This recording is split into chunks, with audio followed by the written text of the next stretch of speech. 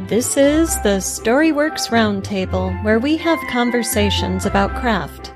Because becoming a successful author begins with writing a great story. Hello and welcome to this week's Storyworks Roundtable. Robert and I are delighted to be joined by Molly McCloy. She is a 4-time Moth Story Slam winner whose work was recently profiled in O Magazine. She holds an MFA in nonfiction from the New School and teaches writing for Pima Community College. She has published in Slate, Nerve, and the Blue Mesa Review. She is currently seeking representation for her memoir, About 9 Grudges. Find out more at mollymccloy.com. Molly, before I even say hello, I can't read the words 9 Grudges without trying not to laugh. I know enough about your body of work. The little bit I do know is enough that it just cracks me up. So thank you for coming back. Sure. Yeah, but gosh, so today we are going to talk about writing, narrative storytelling, the writing side. So if anyone out there hasn't heard your past episodes on oral storytelling and being a Moth Grand Slam winner 4 times over, go listen to them. And today, let's get into the distinctions between oral storytelling and written storytelling. I feel like that was not as articulate as I wanted it to be. So let me just hand you the ball, Molly, here. Like a hot potato, right? You take it. I'm under pressure to be articulate. I know. Now I'm still thinking about 9 Grudges and just laughing because so many of your story moments, whether written or oral, are humorous. And yeah, we'll get into that more. But it's interesting though, Alida, isn't it? Because we did a whole show on book titles, if you remember. Yes. Yeah, so, not that long ago. Yeah. Not that long ago, yeah. And so 9 Grudges is an excellent example of something that's already got the intrigue. It's built in, and it's an emotional intrigue as well, because a grudge is not something that's held anywhere other than as a feeling. So, yeah, I like it. Oh, yes. Good. Yeah, I wasn't sure. I was like grudger, 9 apologies, 9 grudges. I called one woman's show Mad Dog Grudges, which I can never figure out how I wanted to spell Mad Dog for it, though. So yeah. No, 9 Grudges is best, definitely. Because it's quantified and it's not double digits, but it's not a small number either. I mean, that's a lot of grudges for one person to carry, and then you're like, why 9? Yeah, many. I didn't know how many there were until I was about to graduate for college, and I had this dream about my dad, and it was a good dream, and it was a hard dream, but I was like, okay, I want to try to be closer to my dad. I wrote him this whole letter about how I wanted to be closer to him, and then I didn't even realize there were 2 letters until recently. I got them back from him. And then I was like, wait a minute. I was like, no, there are these things I want you to apologize for. And then when I sat down and wrote them up, I really, at a certain point, I think I was trying to get to 10.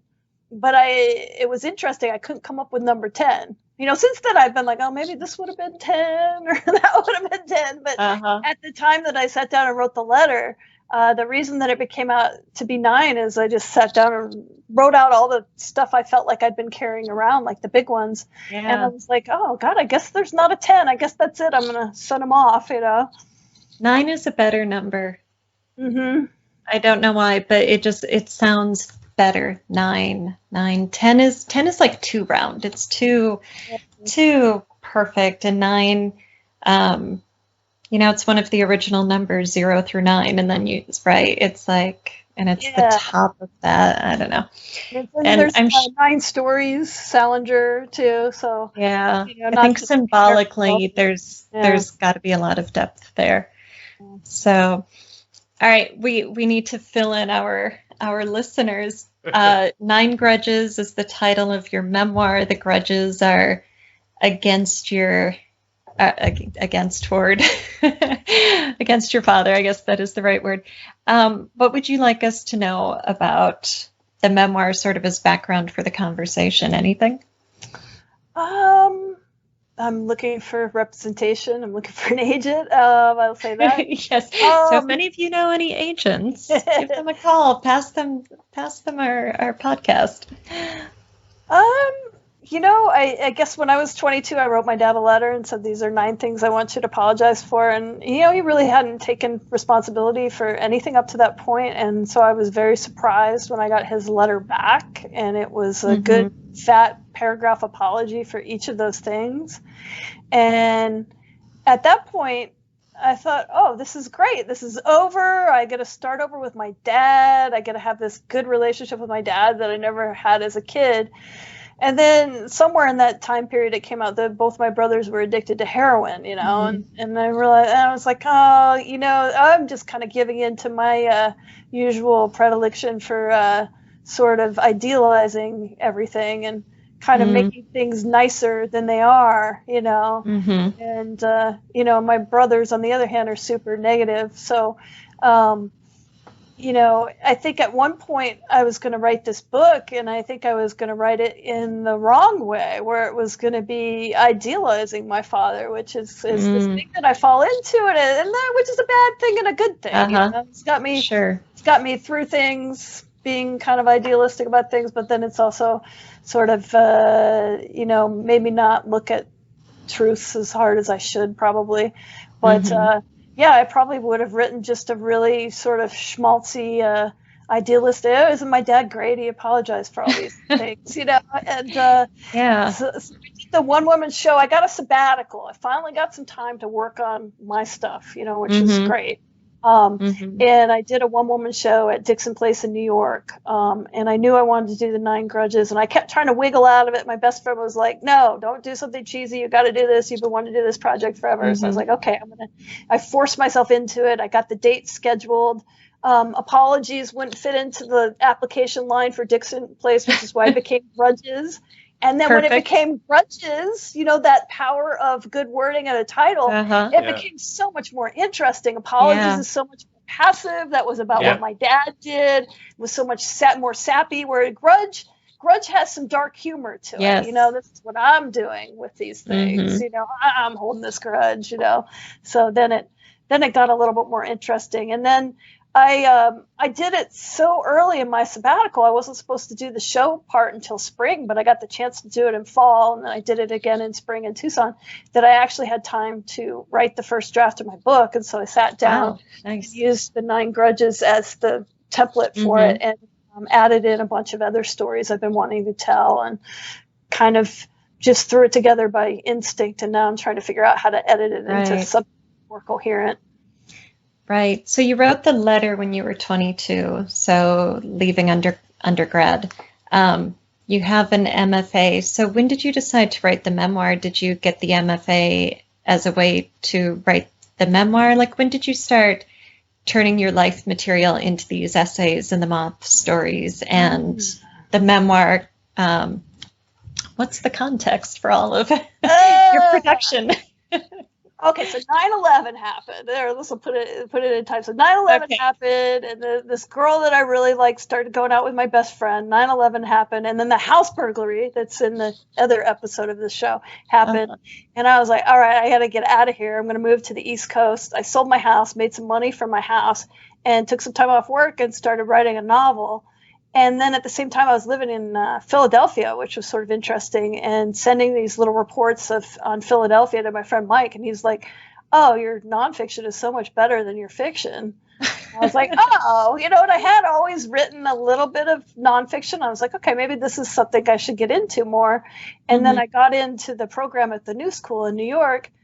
And I really thought, I didn't have any idea what I was going to write about. I knew I was probably going to do some humor writing, and I had an idea about, writing about brushes with famous celebrities. I had this thing where I saw Nick Nolte at a restaurant in Malibu, and I was like, wow, that looks like a nice, comfortable outfit. And then I later read that he would wear bathrobes in public, and realized he was in a bathrobe out at the restaurant. Just weird.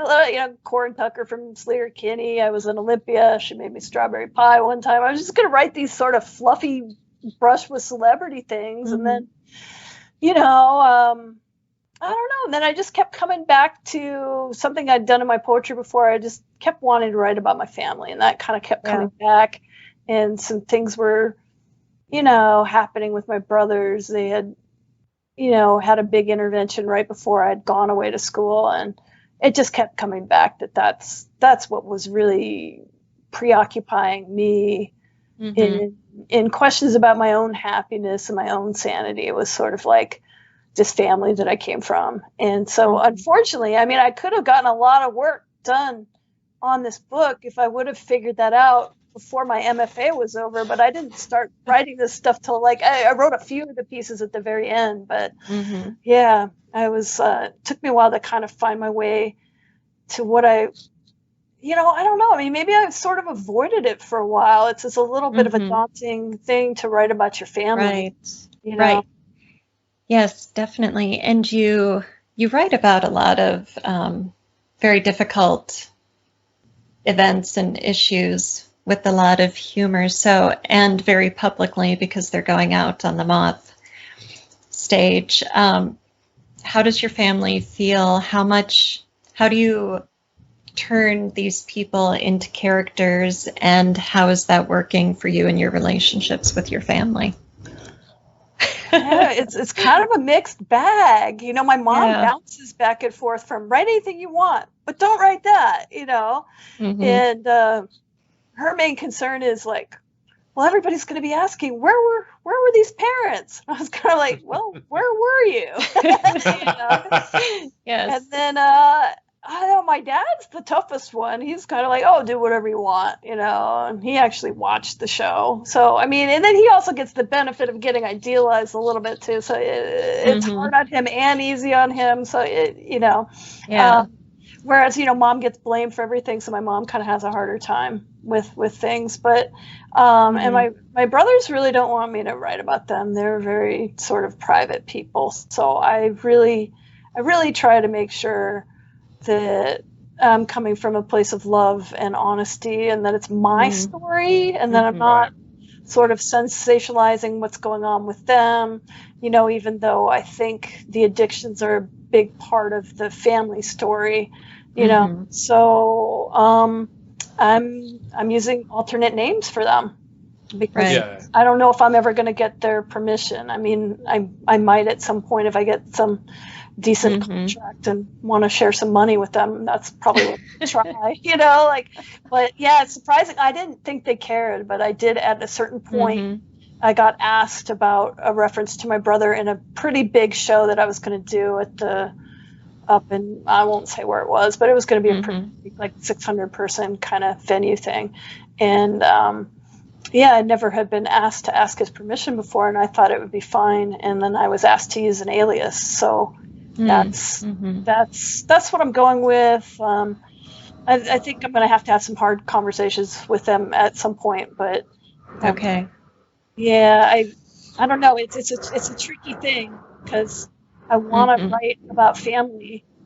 Yes. And in order to write about family, I've got to write about family members.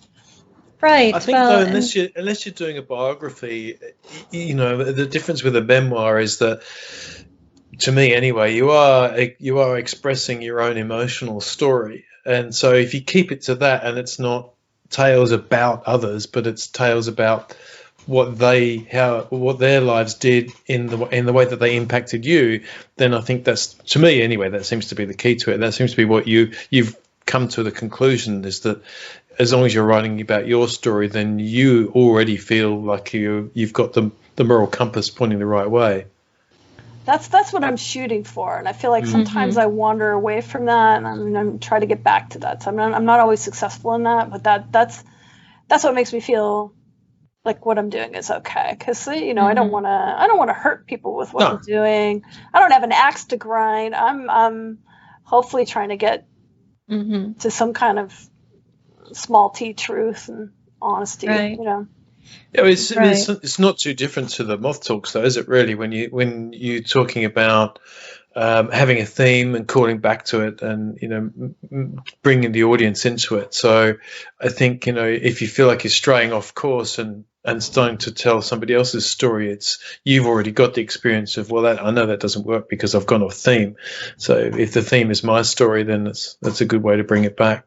Yeah, and a lot of times you have a passive narrator or a passive protagonist when you're doing that too. Yeah, exactly, which just makes the story bad. So yeah, Yeah, yeah. Mhm. So bring your agency back into it, and it becomes more interesting. And that way, it's not then, to me, it doesn't feel like it's as hurtful because it's more observational. And if there is any judgment and pain, it's self-directed. Mm-hmm. Yeah, in looking at your works that you sent us, both the oral stuff and the written stuff, the Fragile Donkey excerpt from your memoir, Work in Progress, which we will link to, is just published in Blue Mesa Review, so congratulations on that. Great, thank you. Yes, definitely. I felt a lot of sympathy for all of the characters, even your father, who is, the bad guy, who's the one with the violent anger issues. But I think because you've got the character, the child in the story who's suffering, but then you also have the narrator who's the adult, and your adult self is present enough, and we know that there is that apology letter, maybe not in this essay, but because I was looking at multiple pieces, I always knew that, and I knew, and as an adult you had camping trips and such, and so putting it all together, I couldn't even dislike your father as much as he was being really horrible in these scenes, and what you say about, you reference in the written piece the history of abuse going back to, I think, your great-grandfather. So even in this piece, we know when we look at him, the lens through which we view your father is tempered by that piece of history that you give us. How important is it to structure your narrative so that you shape the reader's lens with these touch points of like who he becomes in the future or what happened to him as a child? Yeah, I think it's so important to try to get a whole person there,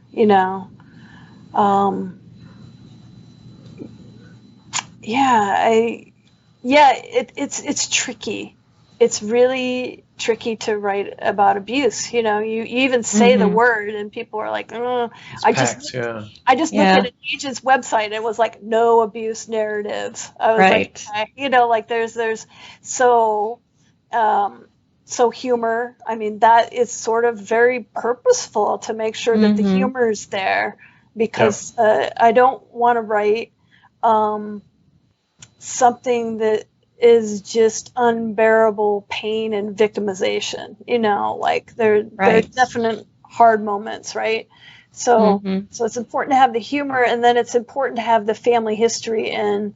So it's not just a hit piece on my dad, like I want it to be as fair as possible, and it's a hard thing to judge and evaluate, to be like, well, was he as bad as his father who killed his dog with a hammer, or with him and his father that used to stab people with a fork at dinner, and was just, I tried to interview a relative about him one time, and she just didn't even want to talk about him. She was like, he could dance a good jig, but that's the only nice thing I could say about him, So, and so I feel like it's really important to understand these things that are hard to see, which is like, well, what are all the things that my dad didn't do? What are all the times where, he managed to control his temper, or to not do these things? Like it's hard to quantify and see any of that stuff. But at least if I can just get that family history in there, then, because just like the way the word abuse turns people off, like the presence of an abusive person is going to turn people off too. So I think it really helps to sort of, I got to get that history in every time. And you're right about that, because I have a bunch of pieces where that's, in the book, it'll probably be once, but I have to keep putting in these pieces so people aren't like, oh, he's a bastard, he's a monster, I don't want to read about this guy, So I think you picked up on that. It's really important to get the humor and the context, and I'm getting better about it, but putting my current adult voice in, because I'm doing all right. You know, Mm-hmm. I'm not, you know, I'm as happy as I've ever been, and COVID's kind of tough, but you know. Yes. Does the memoir have an antagonist? Is it written in that form? Or is your father the antagonist, or you yourself a self antagonist?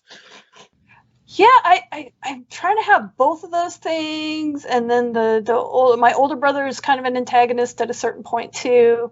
Right.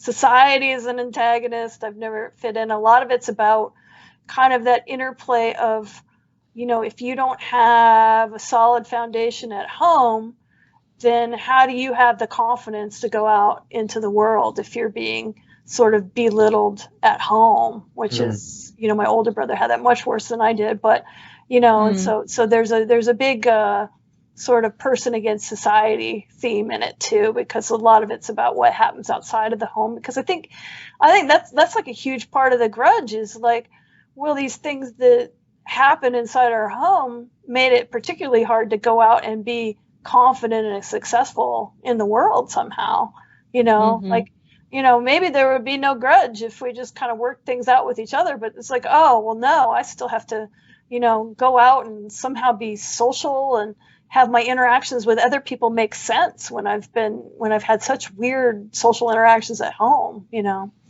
so, right. So yeah, there's a little bit of, the whole first section of the book is sort of like us losing our loyalty to him. It starts when we're so Fragile Donkey is kind of a piece of that, right? Yeah. We start out like very loyal to him, and and I've struggled with like, is this a real grudge of this instance of my dad throwing away the Easter candy? It gets brought up in Fragile Donkey a little bit, but that's grudge number one, and so that's the thing that sort of starts killing the loyalty. And so, yeah, he is sort of an antagonist in that he sort of starts out on our side, and then it's kind of how we become sort of aligned against him. And then it's almost like this political dynamic in the family, too, where it starts out with dad is dictator, and eventually it ends up with two teenage brothers anarchy by the time we're in high school. So that's kind of a weird shift that happens, too. It follows a nice 3-act structure then anyway. Yeah. Well, once I get it organized somehow, I don't know. So I was just thinking, because what Alida was saying about how, there's never an excuse for abuse or violent behaviour, but we're fictionalizing to some degree in a memoir, or dramatising, let's say, not fictionalizing, dramatising. And so you're still coming up with those novelist things, which is that the antagonist is the hero of their own story, and so if you can bring them, if you make them more 3-dimensional, I guess then that sounds like that's what you've tried to do with your father, is make it more 3-dimensional so that it becomes a more inviting story. It's not just some bad guy who was a brute who just beat the living daylights or did cruel things. It's an understanding of the human condition, and like I say, it's a tough subject because you don't want to excuse it either.